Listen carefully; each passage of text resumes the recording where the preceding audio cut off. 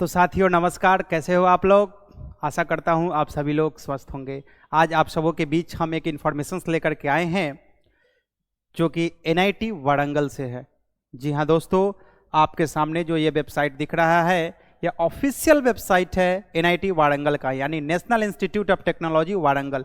बहुत अच्छी जगह से है और यहाँ जो है एक बहुत सारे कैटेगरी वाइज जो इन्फॉर्मेशंस में आपको नॉन टीचिंग के लिए, ठीक है, और टीचिंग वगैरह से रिलेटेड इंफॉर्मेशंस के रिगार्डिंग डायरेक्ट रिक्रूटमेंट जो है यहाँ पे निकाली गई है। ठीक है, तो आइए चलिए हम देखते हैं क्या कुछ रिक्रूटमेंट है और क्या कुछ वैकेंसीज है जो आप लोगों के लिए बेनिफिशियल है। तो वीडियो में आप लोग बने रहेंगे और हम फर्दर कंटिन्यू करते हैं। तो चलिए स्टार्ट करते हैं। तो साथियों देख सकते हो यहाँ पे एडवर्टीजमेंट नंबर यहाँ पे बताया गया है। ये एडवर्टीजमेंट नंबर रहा जो 29/11/2024 का है और एनआईटी वारंगल की तरफ से है, जिसमें आपको ऑनलाइन जो है एप्लीकेशंस मांगा गया है, जिसकी डेट जो है आपको 30 नवंबर से शुरू हो चुकी है और क्लोजिंग डेट यहाँ पे 7 जनवरी 2025। ठीक है, समय अच्छा खासा दिया गया है। तो यहाँ 8 तो रहा डेट। अब यहाँ पे पोस्ट देख लीजिए कौन कौन से पोस्ट हैं। देखिए यहाँ पे प्रिंसिपल साइंटिस्ट, ठीक है, प्रिंसिपल साइंटिफिक और टेक्निकल ऑफिसर्स का डायरेक्ट रिक्रूटमेंट है, जिसका पे लेवल जो है 14 है और नंबर ऑफ पोस्ट 3 है, जिसके लिए डायरेक्ट रिक्रूटमेंट है। और कुछ रिक्रूटमेंट यहाँ पे डिप्यूटेशन बेसिस है, जो उन लोगों के लिए होगा जो ऑलरेडी कार्यरत में है। ठीक है, और प्रिंसिपल स्टूडेंट है, स्पोर्ट्स ऑफिसर्स है, डिप्टी रजिस्ट्रार है, एग्जीक्यूटिव इंजीनियर है, और इस तरीके से जो है बहुत सारा वैकेंसीज है। लाइब्रेरी और इंफॉर्मेशन असिस्टेंट का भी वैकेंसीज है। उसके बाद मैं बता दूं स्टूडेंट एक्टिविटी में स्पोर्ट असिस्टेंट का है, सीनियर असिस्टेंट का है, और बात करूं तो आपको जूनियर असिस्टेंट, ऑफिस अटेंडेंट और लैब अटेंडेंट। ठीक है, तो बहुत अलग अलग डिफरेंट कैटेगरी वाइज वैकेंसीज है, जिसमें से कुछ डिप्यूटेशन बेसिस है, जैसे कि ये आपका रहा डिप्यूटेशन बेसिस। देख लीजिएगा ये जो सेक्शन है आपका डिप्यूटेशन बेसिस का है। ठीक है, बाद बाकी ये सब डायरेक्ट रिक्रूटमेंट है। तो चलिए इन सभी सीटों के लिए टोटल सीट यहाँ पे मैं बता दूं 56 सीट है, और यहाँ पे सभी के लिए एलिजिबिलिटी क्राइटेरिया डिस्कस कर लेते हैं कि क्या कुछ एलिजिबिलिटी क्राइटेरिया मांगा गया है। तो देखिएगा सबसे पहले प्रिंसिपल साइंटिफिक टेक्निकल ऑफिसर्स के लिए, जिसके लिए डायरेक्ट रिक्रूटमेंट है। एज लिमिट 56 ईयर्स तक का है और सैलरी जो आपको मिलेगा फिक्स्ड सैलरी के रूप में 1,44,000। ठीक है, इन लेवल ऑफ 14 है ना, यानी कि लेवल 14 का आपको यहां पे सैलरी देखने को मिलेगा इन द सेंट्रल पे मैट्रिक्स। उसके साथ आपको डीए और अलावेंसेस और अदर अलावेंसेस भी जो है आपको 7वां वेतन पे मैट्रिक्स के साथ आपको डी अलावेंस मिलेगा। देखिए यहाँ पे इस चीजों को मेंशन कर दिया गया है। वैकेंसीज आपने समझ लिया, डायरेक्ट रिक्रूटमेंट है इसने। उसके बाद एज लिमिट मैंने आपको समझा दिया, और एजुकेशनल क्वालिफिकेशंस देख लीजिए। जो भी कैंडिडेट बीई, बीटेक और एमएससी एमसीए डिग्री किए हुए हैं 60% मार्क्स के साथ, तो वो एलिजिबल होंगे। उसके साथ क्या कुछ मांगा गया है, उस फील्ड से related relevant field of principal scientific officers, जिसमें electrical engineering, electronic communication engineering और इलेक्ट्रॉनिक एंड इंस्ट्रूमेंटेशन इंजीनियरिंग, इन सभी से रिलेटेड जो है आपको यहाँ पे आपका यही फील्ड होना चाहिए। इस चीजों को आप लोग ध्यान दे देंगे। ठीक है, तो ये रहा आपका किस चीज का वैकेंसीज का इंफॉर्मेशन रहा, प्रिंसिपल साइंटिफिक ऑफिसर्स का। और एक्सपीरियंस देख लीजिएगा, जिन कैंडिडेट को एक्सपीरियंस है, एक्सपीरियंस क्योंकि यहाँ पे जरूरी है, एटलीस्ट आपको 15 साल का एक्सपीरियंस होना चाहिए, साइंटिफिक ऑफिसर हो या फिर टेक्निकल ऑफिसर हो। तो ये एक बड़े लेवल पर बड़ी वैकेंसीज है। तो यहाँ पे जो भी कैंडिडेट इस लेवल का उनके पास डिग्रियां होंगी उनके लिए एलिजिबल है। बट यहाँ पे सबों के लिए कुछ ना कुछ मौका है, टॉप टू बॉटम तक का वैकेंसीज है, यानी कि मैट्रिक से लेकर के मास्टर डिग्री तक का। ठीक है, तो आप लोग सभी लोग बने रहेंगे, हम एक एक करके एलिजिबिलिटी क्राइटेरिया डिस्कस करते चलेंगे। दूसरा में देख लीजिएगा principal student activity sport officers का है, जिसके लिए 1,44,000 उसके लिए सेम सैलरी है। और डायरेक्ट रिक्रूटमेंट है और मास्टर डिग्री यहाँ भी खोजा गया। तो जो भी कैंडिडेट मास्टर डिग्री के साथ इस तरीके का उनका क्वालिफिकेशंस है वो चेक कर लेंगे, हम इसका डिस्क्रिप्शन बॉक्स में दे देंगे, उनके लिए जो है ये इंफॉर्मेशंस रहा। और आगे हम देख लेते हैं जो भी कैंडिडेट ग्रेजुएट है, इंटरमीडिएट है, उनके लिए हम देख लेते हैं। देखिए डिप्टी रजिस्ट्रार का भी है तीसरा पॉइंट, और चौथा है असिस्टेंट रजिस्ट्रार का, ठीक है। और यहां पे आप देख लीजिएगा सुप्रिटेंडेंट के लिए, अब देख लीजिए यहां पे सातवां जो है आपका सुप्रिटेंडेंट के लिए है, जिसके लिए आपको सैलरी 35,000 दिया जाएगा लेवल 6 का, और सातवां जो पे मैट्रिक्स के साथ आपको डीए और अलावेंसेस भी आपको प्रोवाइड किए जाएंगे, ठीक है। वैकेंसीज डायरेक्ट है यहां पे बता दिया गया है, और एज जो है आपका 30 साल से ऊपर नहीं होना चाहिए, और एजुकेशनल क्वालिफिकेशंस में यहाँ पे ग्रेजुएट मांगा गया है। तो कोई भी किसी भी फील्ड से आते हो अगर वो ग्रेजुएट हैं तो आप यहाँ पे अप्लाई कर सकते हैं सुपरिटेंडेंट के लिए। और दूसरा में आपको बताया है कि कंप्यूटर का नॉलेज होना चाहिए, ठीक है। कंप्यूटर एप्लीकेशंस में जैसे वर्ड प्रोसेसिंग हो गया, स्प्रेडशीट हो गया, तो इसकी नॉलेज खोजी गई है। तो ग्रेजुएट कैंडिडेट यहाँ पे एप्लीकेबल है।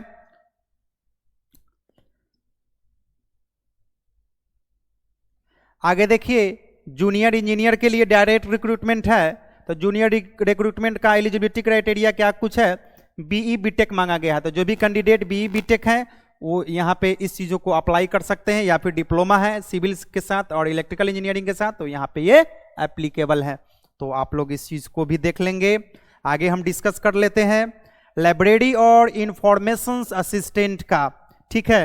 लाइब्रेरी और इंफॉर्मेशन असिस्टेंट में आपको 30 साल से ऊपर एज नहीं होनी चाहिए, उसके साथ आपको first class bachelor degree in science हो, आर्ट्स हो, कॉमर्स हो, यानी कि साइंस आर्ट्स कॉमर्स तीनों में से किसी एक के साथ अगर आपने प्रथम स्थान किए हुए हैं ग्रेजुएट में तो आप यहाँ पे एप्लीकेबल हैं, और उनको थोड़ा सा प्रेफरेंस दिया जाएगा जो पीजी किए हुए हैं लाइब्रेरी ऑटोमेशन एंड नेटवर्किंग में, ठीक है। तो इन चीजों को ध्यान दे देंगे। अब हम आगे बढ़ें, चलिए।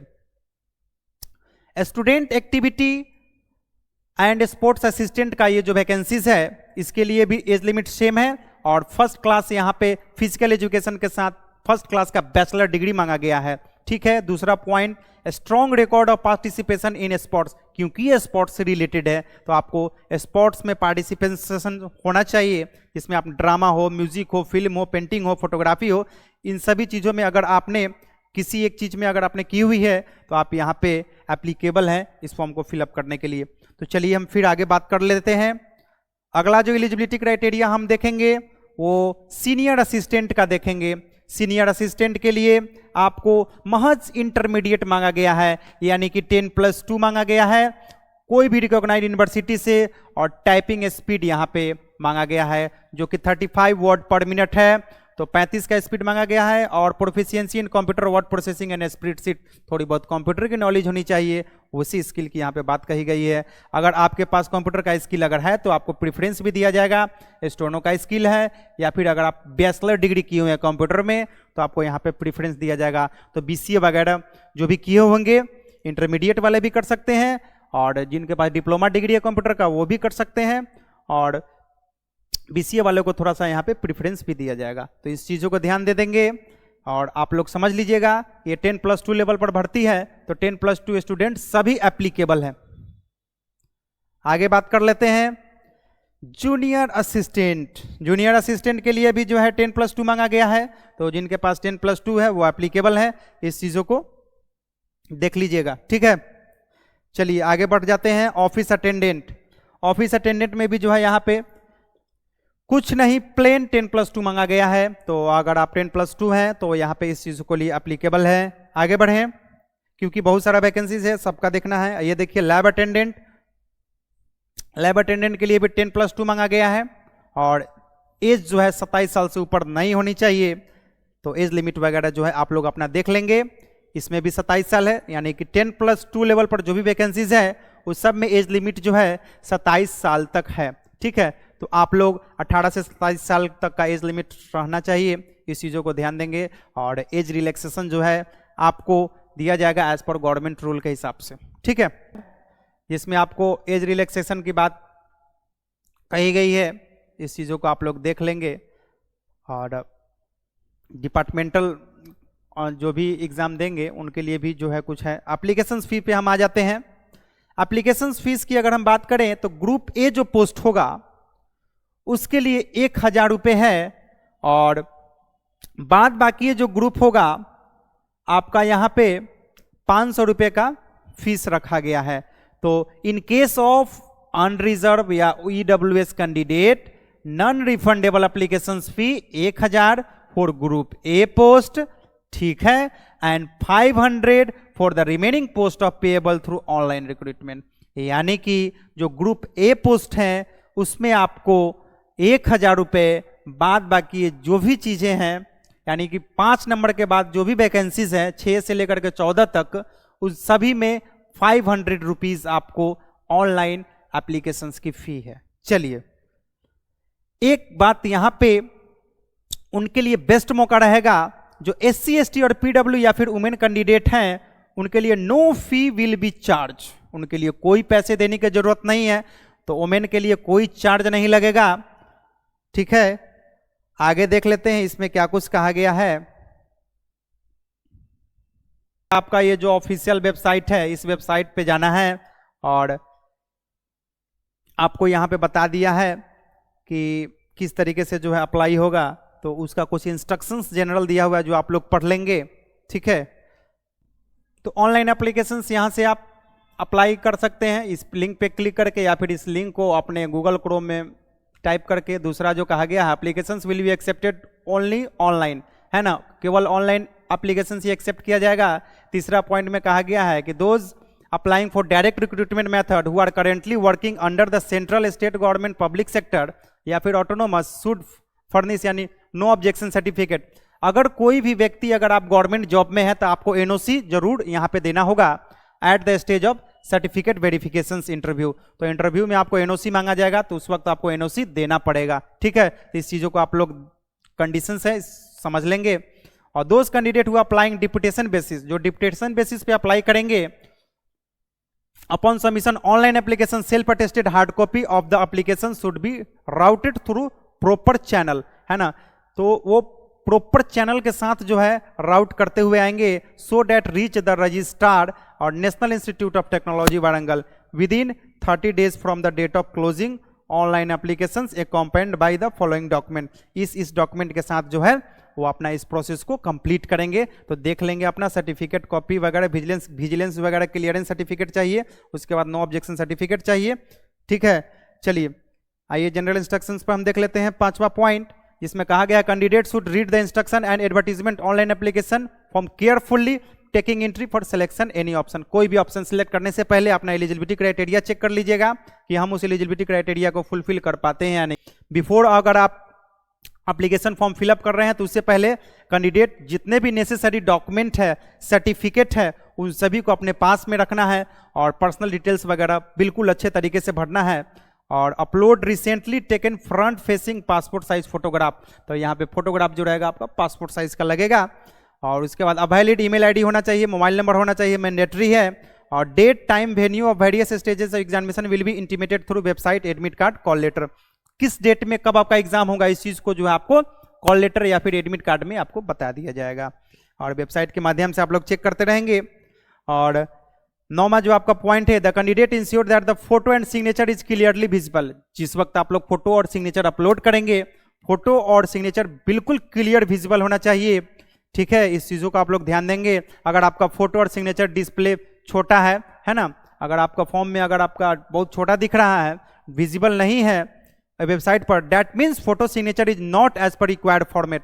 इसका मतलब ये साबित होता है कि जो रिक्वायर्ड फॉर्मेट है उस पर आपका फोटो और सिग्नेचर नहीं अपलोड किया गया है, तो हो सकता है आपका फॉर्म रिजेक्ट कर दिया जाए। देखिए यहाँ पर द एप्लीकेंट विल बी, सीधे भाषा में बताया जा रहा है कि the applications will be rejected, आपका एप्लीकेशन जो है रिजेक्ट कर दिया जाएगा।